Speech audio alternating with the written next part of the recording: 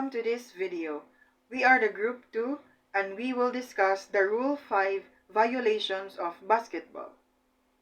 So let's start with the violations. A violation is an infraction of the rules. Penalty: the ball shall be awarded to the opponents for a throw-in from the place nearest to the infraction, except from directly behind the backboard unless otherwise stated in these rules. Article 23. Player out of bounds and ball out of bounds. Definition: a player is out of bounds when any part of his or her body is in contact with the floor or any object other than a player above, on, or outside the boundary line. The ball is out of bounds when it touches a player or any other person who is out of bounds, the floor, or any object above, on, or outside the boundary line. The backboard supports the back of the backboards or any object above the court.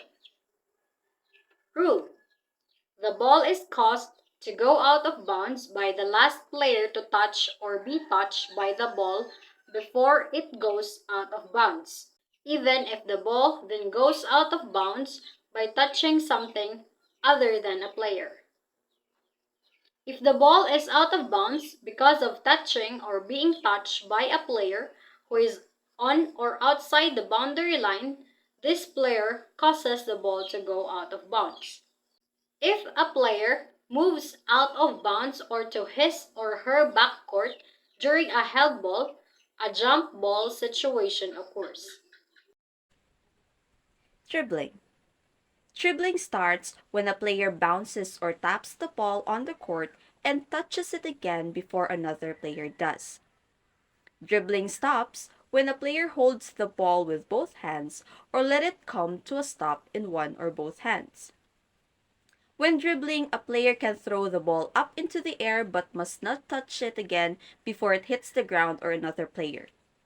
There's no limit to the number of steps a player can take without dribbling the ball. Now, if a player accidentally loses and then gets the ball back without another player touching it, it's called fumbling. There are things that are not considered as dribbling. First, shoot the ball towards the basket multiple times, losing and getting the ball back at the start or end of a dribble, trying to get the ball by tapping near another player's, tapping the ball away from another player, blocking a pass and getting the ball, tossing the ball between hands and catching it without it hitting the ground as long as it's not traveling, and throwing the ball against the background and catches it. A player can start dribbling again after stopping unless they lost the ball because of a shot, an opponent touching it, or a pass that's touched by another player. Traveling.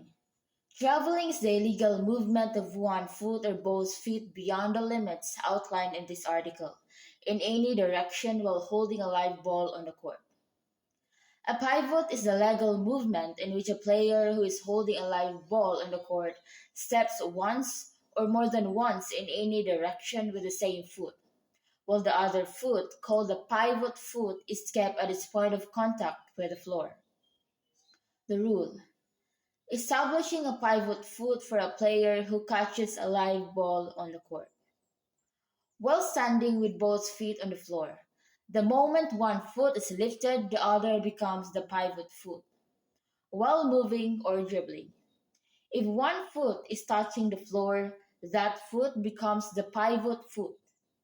If both feet are off the floor and the player lands on both feet simultaneously, the moment one foot is lifted, the other becomes the pivot foot. If both feet are off the floor and the player lands on one foot, then that foot becomes the pivot foot. If a player jumps off that foot and comes to a stop landing both feet simultaneously, then neither foot is a pivot foot. Progressing with the ball for a player who has established a pivot foot while having the control of a live ball on the court, while standing with both feet on the floor. To start a dribble, The pivot foot may not be lifted before the ball is released from the hands, while moving or dribbling.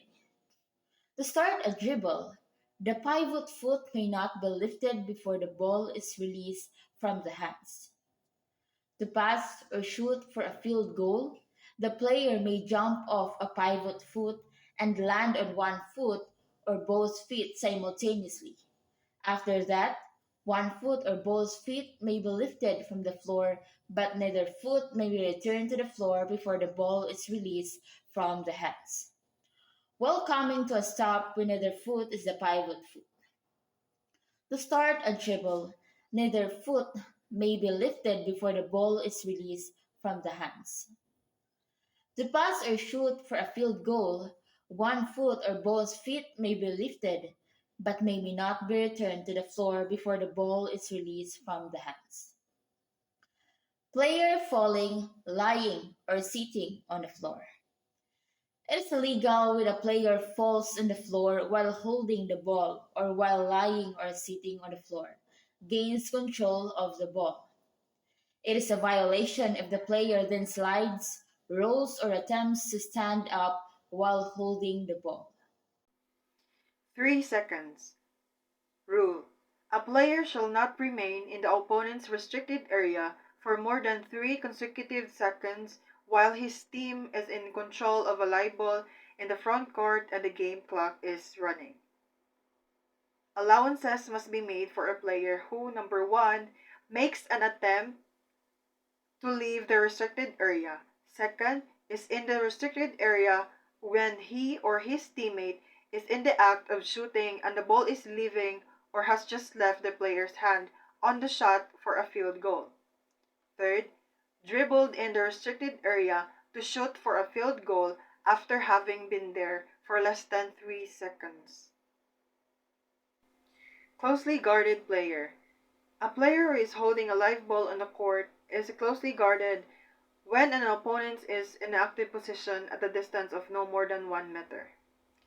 Rule: a closely guarded player must pass, shoot, or dribble the ball within 5 seconds. So let us tackle about the Article 28. According to Article 28 of the basketball rules, it provides definitions and rules related to the backcourt and frontcourt areas of the court. The backcourt is the area behind a team's own basket, limited by the end line, sidelines, and the center line, while the frontcourt is the area behind the opponent's basket, also limited by the end line, sidelines, and inside edge of the center line nearest to the opponent's basket. And according to the rules, the ball is considered to be in a team's front court when it touches the front court area, or when it touches a player or an official who has part of their body in contact with the front court. So the main rule outlined in Article 28 is the 8-second rule. This rule states that when a player gains control of a live ball in their team's backcourt, their team must advance the ball into the front court with 8 seconds. If the team that previously had control of the ball is awarded a throw-in in the backcourt due to certain situations like the ball going out of bounds, a player of the same team being injured, a jump ball situation, a double foul, or equal penalties being cancelled. In conclusion, Rule 5 violations in basketball are serious infractions that can greatly impact the outcome of a game. It is crucial for players and coaches to understand the rules and regulations regarding player out of bounds, ball out of bounds, dribbling, traveling, 3 seconds, closely guarded player, and 8 seconds. By adhering to these rules, players can ensure fair play and prevent any unnecessary penalties.